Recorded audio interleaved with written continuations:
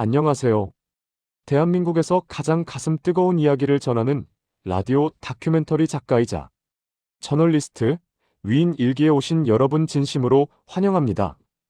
이야기를 시작하기에 앞서 우리 채널의 성장을 위해 여러분의 소중한 구독과 좋아요를 정중히 부탁드립니다. 여러분의 클릭 한 번이 우리 역사의 위대한 영혼들을 깨우는 가장 큰 힘이 됩니다.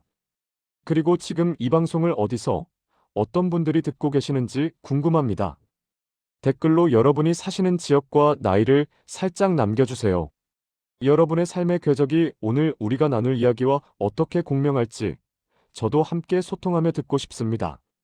오늘 우리가 만나볼 두 인물은 한국 현대사의 가장 낮은 곳에서 가장 높은 정신을 보여준 두 거인입니다. 바로 바보 의사 장기려와 CR의 소리 함석헌입니다.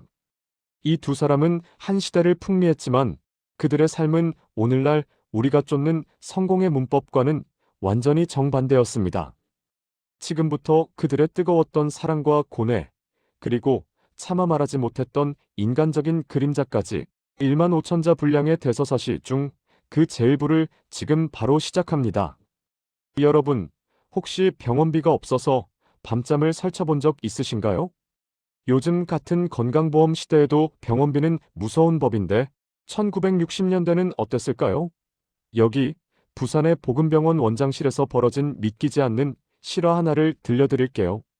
칠흑 같은 어둠이 내린 부산의 밤, 한 가난한 농부가 수술을 받고도 병원비를 낼 길이 없어 원장실 앞에서 발만 동구르고 있었습니다.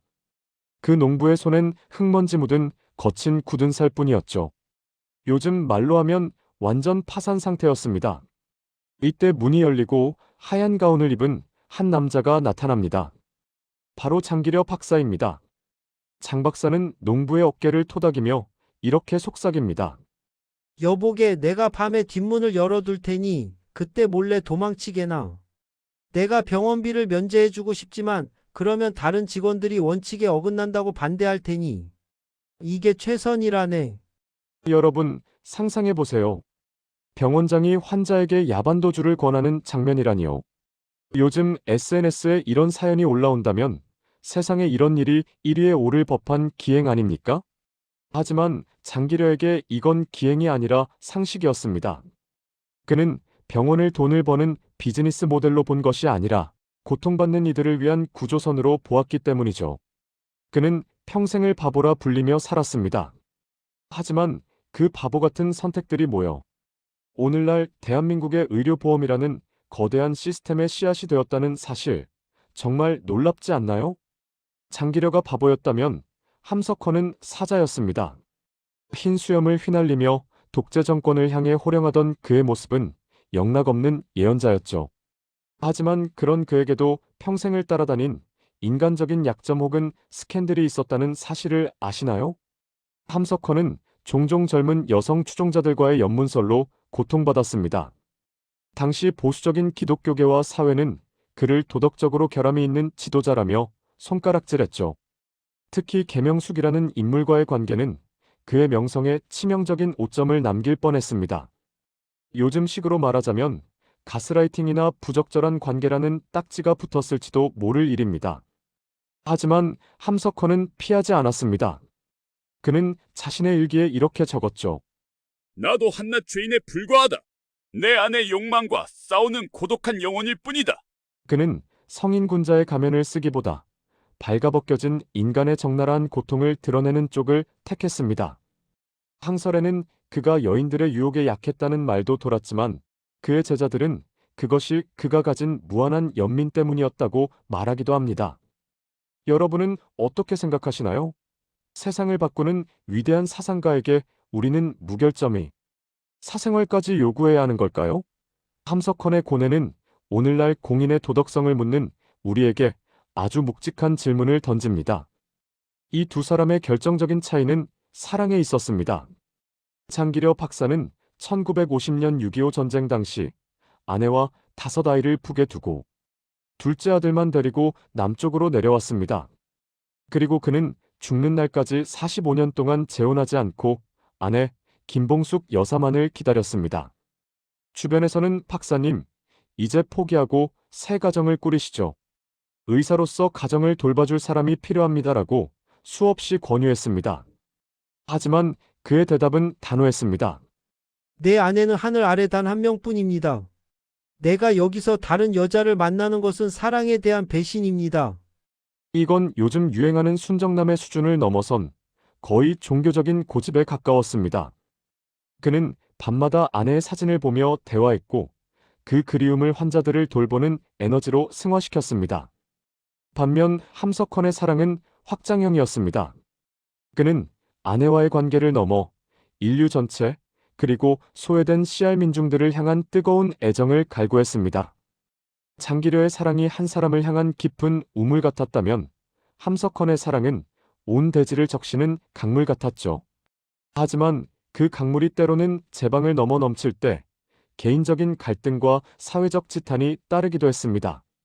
장기려는 한 사람을 사랑함으로써 모두를 사랑하는 법을 배웠고 함석헌은 모두를 사랑하려다 한 사람에게 상처를 주기도 했던 인간적인 고뇌를 안고 살았습니다. 이 극명한 대비가 여러분의 마음에는 어떤 울림으로 다가오나요? 현대 사회에서 성공의 척도는 무엇인가요? 강남의 아파트, 테슬라 주식, 혹은 높은 통장 잔고인가요? 만약 그렇다면 장기려 박사는 실패자 중의 실패자입니다. 그는 평생 보금병원의 원장이었고 서울대 의대 교수를 지냈으며 당대 최고의 외과 의사였습니다. 요즘 말로 하면 연봉 수십억 원을 찍는 스타닥터이자 대형 병원 CEO였죠. 그런데 여러분 믿기지 않겠지만 그는 죽을 때까지 자기 명의의 집 한 칸이 없었습니다.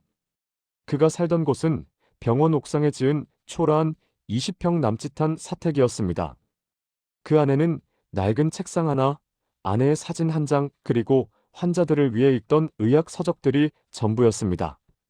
병원에서 월급이 나오면 그는 그 돈을 쪼개 가난한 환자들의 약값을 대주거나 갈 곳 없는 청년들의 학비를 대주었습니다. 한 번은 병원 이사회에서 그의 월급이 너무 적다며 대폭 인상해 주기로 했습니다. 그러자 장 박사가 화를 내며 말했습니다. 내 월급을 올리면 그만큼 환자들의 진료비가 올라가는 것 아니오. 나는 지금 이대로가 충분합니다. 여러분, 주식 차트를 보며 일희일비하고 부동산 임장의 목숨. 그거는 우리 시대의 장기려라는 인물은 마치 다른 행성에서 온 사람처럼 보이지 않나요? 그는 물질적 풍요 대신 영혼의 플렉스를 선택한 진정한 힙스터였습니다. 이제 함석헌의 모습으로 넘어가 볼까요? 1970년대 종로 거리를 걷다 보면 허름한 흰 두루마기를 입고 흰 고무신을 신은, 아니 때로는 맨발로 걷는 백발의 노인을 만날 수 있었습니다. 멀리서 보면 영락없는 노숙자나 기인처럼 보였겠지만 그가 입을 여는 순간 광장은 침묵에 빠졌습니다. 생각하는 백성이라야 산다. 그의 일갈은 서슬 퍼런 유신 독재의 심장을 찔렀습니다. 함석헌은 권위라는 것을 혐오했습니다. 그는 박사학위도 교수 타이틀도 없었습니다. 오직 CR이라는 이름으로 스스로를 낮추었죠. 그는 당시 최고의 지식인들이 모이는 잡지 사상계를 이끌었고 이후 CR의 소리를 창간해 민중의 목소리를 대변했습니다. 요즘으로 치면 구독자 수백만의 영향력 있는 유튜버이자 거리의 인플루언서였던 셈입니다. 그런데 그가 왜 맨발로 다녔을까요? 그것은 이 땅의 가장 낮은 자들과 발바닥을 맞대고 싶다는 의지의 표현이었습니다. 그는 고문을 당하고 감옥에 갇히면서도 굴하지 않았습니다. 나를 죽일 수는 있어도 내 안의 진리를 죽일 수는 없다. 함석헌의 기행은 단순한 쇼가 아니었습니다. 그것은 온몸으로 쓴 저항의 시였습니다. 장기려 박사의 성자 같은 삶 뒤에는 거대한 슬픔이 그림자처럼 드리워져 있었습니다. 그는 남쪽에서 훌륭한 의사로 칭송받았지만 문득문득 북에 두고 온 아이들을 생각하며 무너졌습니다. 한 번은 이런 일이 있었습니다. 1991년 남북 이산가족 상봉의 기회가 생겼습니다. 정부는 한국의 슈바이처인 장기려 박사를 1순위 상봉 후보로 올렸습니다. 아내를 만날 수 있는 평생에 단 한 번뿐인 기회였죠. 하지만 장 박사는 그 제안을 거절했습니다. 다만 특별 대우를 받아 아내를 만날 수는 없습니다. 모든 이산가족이 만날 수 있을 때 그때 나도 만나겠습니다. 그것이 내가 선택한 길입니다. 여러분, 이게 가능하다고 생각하시나요? 40년을 넘게 그리워한 아내를 만날 수 있는 티켓을 제 손으로 반납하다니요. 당시 아들은 아버지를 원망하기도 했습니다. 아버지, 도대체 왜 그렇게까지 하십니까? 장기려의 가슴 속에는 칼날 같은 원칙주의와 더불어 가족을 버리고 왔다는 죄책감이 평생 응어리져 있었습니다. 그는 환자들에게는 한없이 따뜻한 아버지였지만 북에 남겨진 진짜 자식들에게는 무책임한 아버지일 수밖에 없었던 자신의 운명을 피눈물로 견뎌냈습니다. 그가 밤마다 골방에서 드렸던 기도는 어쩌면 신을 향한 찬양이 아니라 가족을 향한 처절한 참회록이었을지도 모른습니다. 요즘 우리는 꼰대라는 말에 예민합니다. 가르치려 들고 자신의 경험을 강요하는 어른들에게 환멸을 느끼죠. 그런 의미에서 함석헌은 참 묘한 인물입니다. 그는 끊임없이 외쳤거든요. 하지만 그의 외침은 나를 따르라가 아니라 너 자신을 믿으라는 것이었습니다. 씨알민중이 주인이다. 너희가 스스로 생각하지 않으면 누구도 너희를 구원할 수 없다. 이건 요즘의 자기계발 담론이나 퍼스널 브랜딩과도 맥이 닿아 있습니다. 타인에게 주도권을 뺏기지 말고 스스로의 삶의 주인이 되라는 메시지니까요. 함석헌은 젊은이들과 대화하는 것을 즐겼습니다. 그는 백발이 성성에서도 청년들의 고민을 듣고 그들의 서툰 반항을 응원했습니다. 그는 국가란 무엇인가? 종교란 무엇인가? 라는 근원적인 질문을 던지며 기성세대의 위선을 발가벗겼습니다. 오늘날 우리가 함석헌을 그리워하는 이유는 단순히 그가 똑똑해서가 아닙니다. 우리 곁에서 함께 분노해주고 함께 울어주며 내가 옳다라고 말해줄 진짜 어른이 부재하기 때문입니다. 그는 요즘의 가스라이팅 사회에서 우리를 깨워주는 정신적 각성제 같은 존재였습니다. 장기려와 함석헌. 한 사람은 청진기를 들고 육체의 질병을 고쳤고 한 사람은 펜을 들고 시대의 질병을 고쳤습니다. 흥미로운 점은 두 사람 모두 평안북도 용천 출신이라는 사실입니다. 같은 고향, 같은 시대를 공유하며 그들은 서로를 깊이 존경했습니다. 장기려 박사는 함석헌의 강연을 듣기 위해 먼 길을 마다하지 않았고 함석헌은 장기려를 향해 이 시대의 유일한 성자라고 찬사를 보냈습니다. 하지만 그들의 방식은 달랐습니다. 장기려는 순종과 희생을 통해 사랑을 증명했고 함석헌은 저항과 비판을 통해 사랑을 증명했습니다. 장기려가 아픈 자의 상처에 연고를 발라주는 따뜻한 손길이었다면 함석헌은 아픈 사회를 수술하기 위해 메스를 들이대는 날카로운 눈빛이었습니다. 여러분, 우리 사회에는 어떤 사랑이 더 필요할까요? 위로하는 장기려일까요? 깨우는 함석헌일까요? 어쩌면 이 두 사람은 우리 영혼의 양날개 같은 존재가 아니었을까요? 여러분, 장기려와 함석헌의 숨가쁜 인생 드라마의 전반전 어떻게 들으셨나요? 병원 뒷문을 열어주던 의사의 뒷모습과 맨발로 광장에 서서 사유를 외치던 노철학자의 외침이 들리는 것 같지 않으신가요? 하지만 이야기는 이제부터가 진짜 시작입니다. 제2부에서는 그들이 권력과 맞서 싸운 충격적인 일화들, 장기려, 박사가 남긴 마지막 유산의 정체, 그리고 함석헌이 죽음 직전까지 붙들고 있었던 마지막 비밀에 대해 아주 상세히 다뤄볼 예정입니다. 또한 그들의 출생과 가계도, 그리고 우리가 몰랐던 일상의 소소한 습관들까지 모두 공개됩니다. 1부에서 우리는 병원 뒷문을 열어주던 바보 의사 장기려와 광장에서 맨발로 외치던 저항의 철학자 함석헌의 충격적이고도 인간적인 면모를 살펴봤습니다. 그럼 이제 이 두 사람의 더 깊고 더 아프고 그래서 더 찬란한 인생의 후반전으로 들어가 보겠습니다. 제2부 영원한 청년들의 마지막 유산 지금 바로 시작합니다. 여러분, 평생을 바쳐 일한 직장에서 물러날 때 받는 퇴직금, 여러분에겐 어떤 의미인가요? 노후를 위한 생명줄이자 지난 세월에 대한 보상이죠. 하지만 장기려 박사에게 퇴직금은 처분해야 할 쯤에 불과했습니다. 1976년 장기려 박사가 보금병원장에서 퇴임하던 날의 풍경을 상상해 보세요. 병원 이사회에서는 그동안의 노고를 기려 거액의 퇴직금을 마련했습니다. 요즘 가치로 치면 수억 원대에 달하는 돈이었죠. 그런데 장 박사가 그 돈을 받자마자 향한 곳은 은행이 아니었습니다. 그는 그 수표 뭉치를 들고 병원 복도를 돌며 가난해서 퇴원하지 못하는 환자들의 원묵과 장부를 하나하나 지워나갔습니다. 이 사람 약값은 내가 냅니다. 저 사람 수술비도 이걸로 처리해 주세요. 창구 직원이 당황해서 물었을 겁니다. 원장님, 이건 원장님 노후 자금인데요. 그때 장 박사는 특유의 허허실실 웃음을 지으며 이렇게 대답했다고 하죠. 나야 병원 옥상에서 자면 되고 밥이야 누가 안 주겠나. 하지만 이 사람들은 지금 이 돈이 없으면 죽네. 요즘 말로 하면 영혼까지 끌어모아 기부풀 도네이션을 한 셈입니다. 노후 대책? 연금? 그에게 그런 건 사치였습니다. 그는 통장에 잔고를 남기는 대신 수천 명의 가슴 속에 생명이라는 잔고를 남겼습니다. 이런 CEO가 오늘날 우리 곁에 있다면 그 기업의 가치는 아마 숫자로 측정할 수 없을 만큼 치솟지 않았을까요?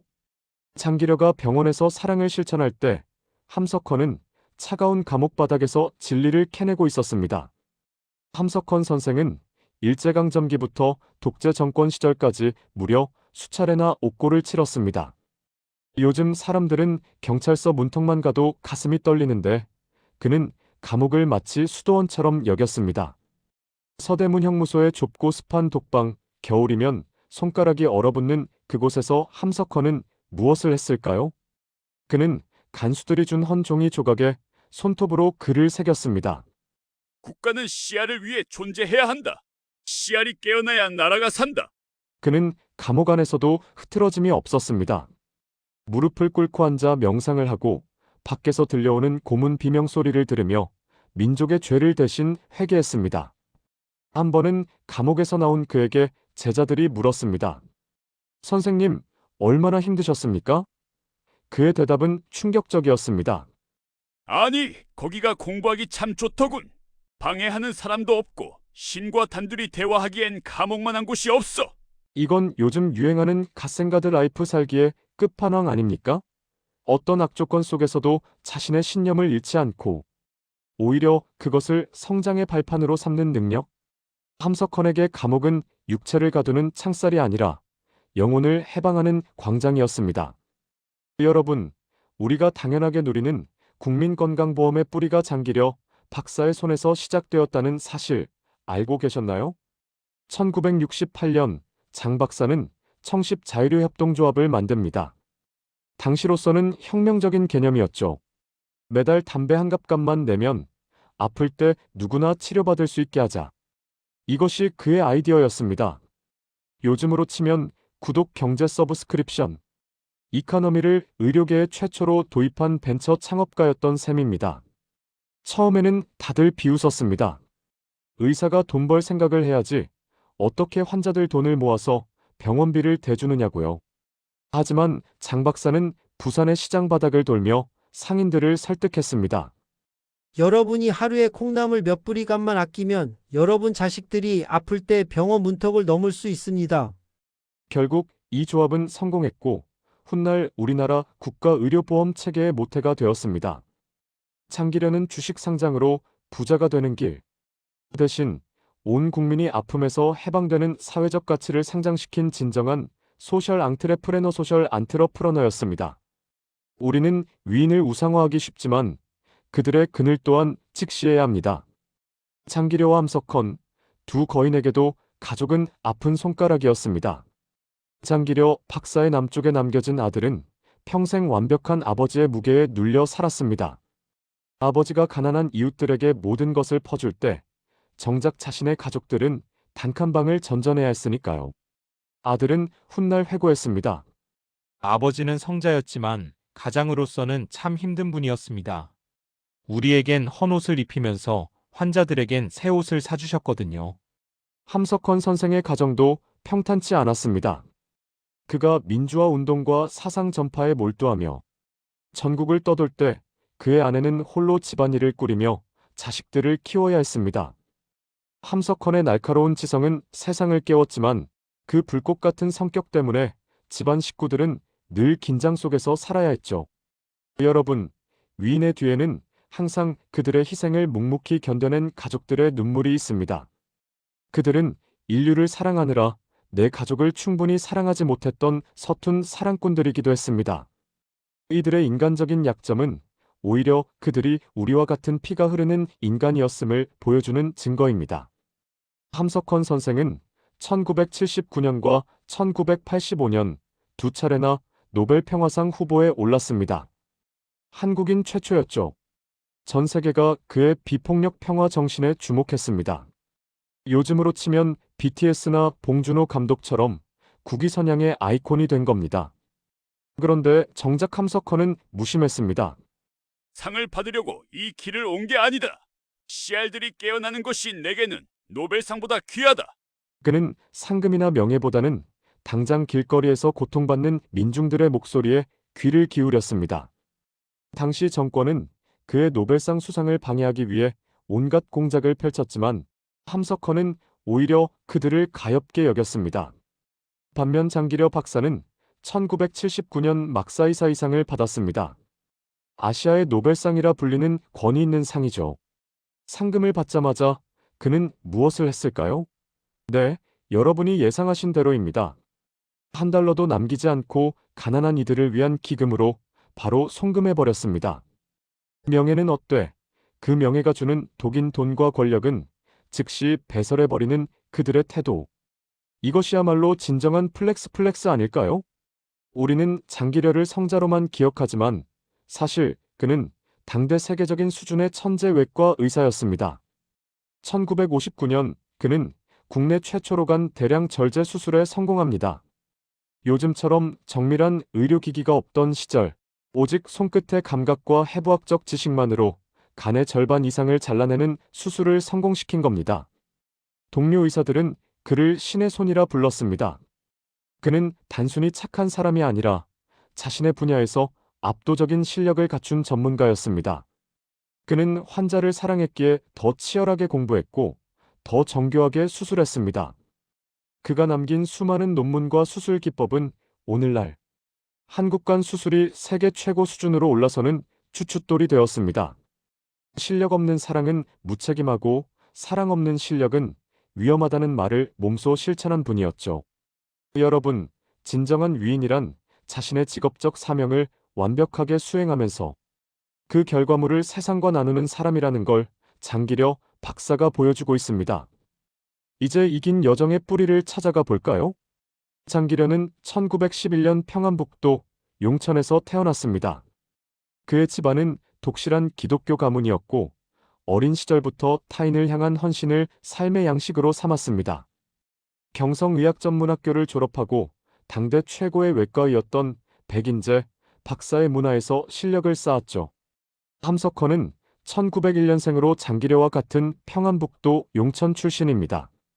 그는 오산학교에서 고당 조만식과 남강, 이승훈 같은 민족 지도자들의 가르침을 받으며 생각하는 백성의 중요성을 깨달았습니다. 이 두 사람의 공통점은 평안도 사람 특유의 강인한 의지와 뚝심이었습니다. 그들은 일제강점기, 해방, 전쟁, 그리고 독재 정권이라는 한국 현대사의 가시밭길을 오직 진리라는 지팡이 하나의 의지에 걸어왔습니다. 1995년 크리스마스 새벽 장기려 박사는 자신이 살던 20평 남짓한 옥상 사택에서 조용히 숨을 거두었습니다. 그가 남긴 것은 낡은 청진기 하나와 아내의 사진뿐이었습니다.